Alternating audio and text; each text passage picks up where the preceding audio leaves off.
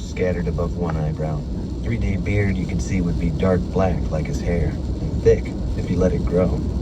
Nose a little flat and crooked from being broken too many times. It was a tough face, the kind of face you'd expect to go with those tattooed arms and heavy boots. There was something else there he had not expected. It was the kind of face you'd expect to hold a set of eyes like black marbles, dead and mean like a snake's. The kind of eyes that could smoke you on the spot. But the eyes were all wrong somehow, as if they'd lost track of the body they were in. They were this very pale shade of blue, not flat and hard at all. There was something disconcerting about it. There was something about the expression that went with them that was not quite right either, but he could not put his finger on what it was. The biker looked from Ike to the surfboard. He knelt beside it and put a hand on the deck. "This your board?" Ike said that it was. He could smell the sour scent of whiskey on the guy's breath, and it seemed to him that as the biker looked over the board, a new expression crept into his face. An odd expression, as if he were about to ask something else, but changed his mind. And then the expression was gone. "So you're a pretty hot surfer?" the biker asked.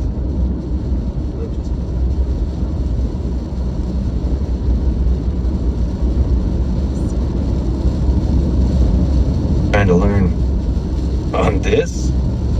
What's wrong with it? It's a gun. That's what's wrong with it. You don't learn to surf on a gun.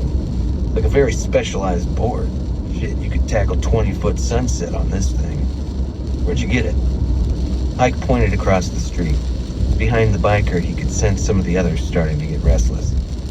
"Come on, Preston," somebody said. "Let's split, man." Preston ignored them. He stood up and squinted across the street. "That shop next door to Tom's?" Ike nodded. "It figures, the fucking punks." He raised his hands over his head and shouted toward the highway. "Stinking town is full of fucking punks." "Come on, Preston," one of the bikers said once more. "Let's split. I told Marv we'd be over there by 1. "Pisses me off," Preston said. "Town's full of fucking jive-ass punks."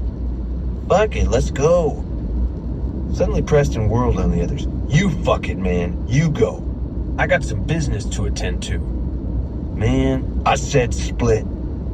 "Come on, man, he's on his ass." "Fuck it if I'm on my ass. You go. I'll meet you over there." There were some more words, more grins, a few groans. The bike circled around in the lot and zoomed off into the highway. The roar of their engines soon lost in the hum of traffic. Preston watched them go, then looked back at Ike. "What's your name?" he asked. "Ike."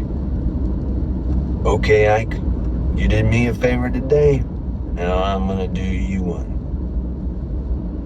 About 15 minutes later, Ike was standing on the sidewalk at the intersection of the Coast Highway and Main with a brand new surfboard tucked under his arm.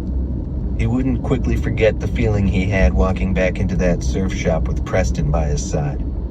And he wouldn't quickly forget the expression on the kid's face when he saw them coming. It was the same kid who had sold Ike the board, only this time he wasn't grinning. He wasn't grinning when he saw them come in, and he sure as hell wasn't grinning when they left.